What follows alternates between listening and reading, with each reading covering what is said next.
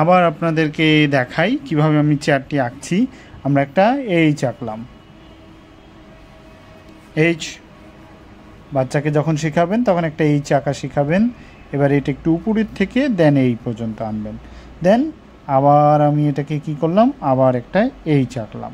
ওকে, দেন আমি এটার সাথে এটা কানেক্ট করে দিব, এইটার সাথে এটা কানেক্ট করে দিব, এটার সাথে এটা কানেক্ট করে দিব।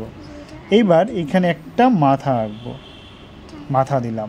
দেন আমি এখানে আরেকটা দাগ দিলাম এবং এটাকে ক্লোজ করে দিলাম এবং এটাকে এই দাগগুলোকে আমি মিটিয়ে দিলাম, ভরাট করে দিলাম।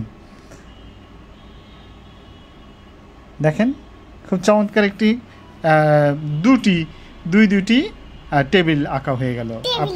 ও সরি, দুইটি চেয়ার আঁকা হয়ে গেল। রাইস আমাকে সংশোধন করে দিল।